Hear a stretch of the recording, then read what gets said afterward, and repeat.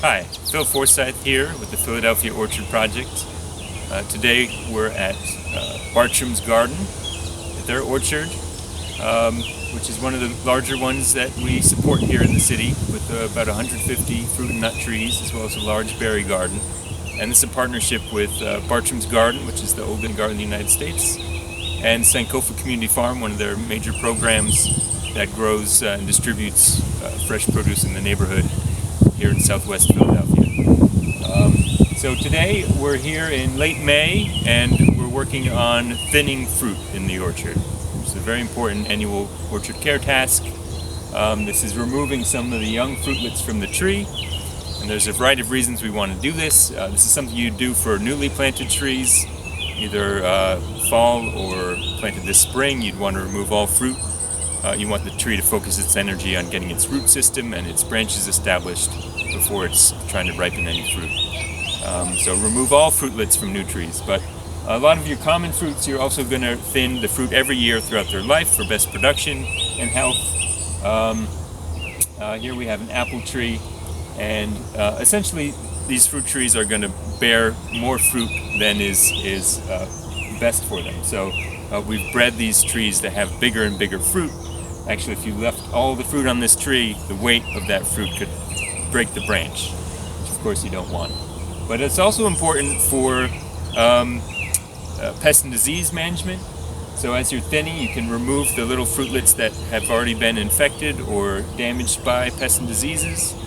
And then in terms of quality of production, if you leave all these little fruitlets on the tree, you'll end up with a lot of small, not very sweet fruit. So you want to thin it out so you have fewer but higher quality fruit as well.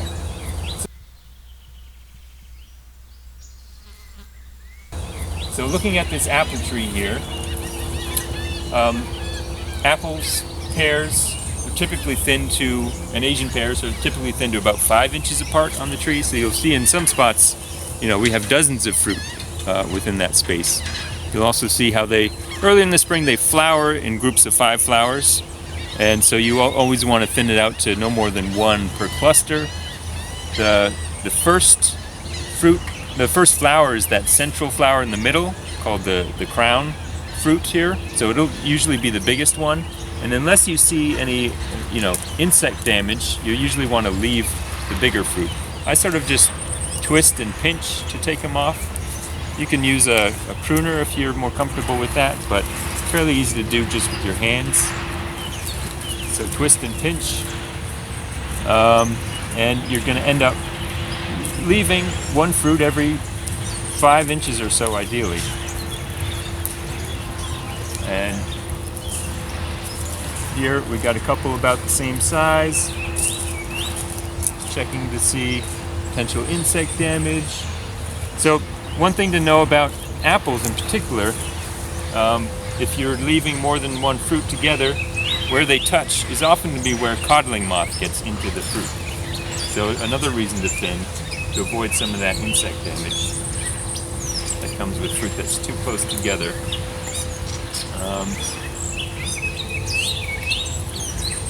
So again, just twisting and pinching, checking out my fruit. Each of the common fruit trees that require annual thinning sort of have different needs. So peaches in a commercial orchard typically thin to 8 inches apart.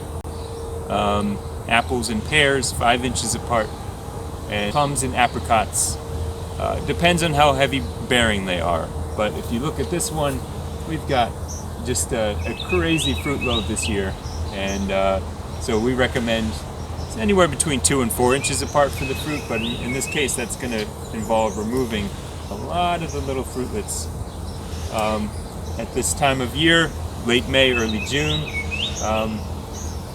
when they're the size of your fingernail or so, you can go through and start to pluck off some of the excess fruit. Again, to reduce the chances of the weight breaking your limbs on the tree, to improve the size and sweetness of your fruit harvest, and to reduce the stress on the tree and help reduce some of the challenges with pests and disease. So just going through, very easy on the plum to pick them just by hand. Just a little pinch is enough to take them off. And you can see, in this case, I'm removing, 80% of the fruit to get it to that a good distance apart. So in this little fruitlet removed, it appears we may have plum curculio, which is a crescent-shaped scar of this weevil pest insect that burrows into the fruit. So that's something to look for with your hand removal. So just scouting insects and diseases as we go. These curled leaves are a sure indicator of aphid damage. So they're nested underneath there, plenty of little aphids. You can also see ants crawling along the branch. Ants have no interest in your fruit tree other than to harvest the honeydew from the aphids. So if you see ants in your tree, you're going to have aphids. Typically for this, minor infestations like this usually take care of themselves. Ladybugs, other predator insects will find them and they won't do too much damage. But if you have a lot, you can see again more curling of the leaves indicating aphids at the tips. If you have a lot of it, neem oil is a good organic technique that we use to spray on and eliminate some of those aphids. If you have bad infestations, also remember to do a dormant oil spray the next winter or early spring to smother the overwintering eggs. But it is a lot of work. Good thing to do with volunteers if you're in a community orchard setting. Something simple that any volunteer can help with.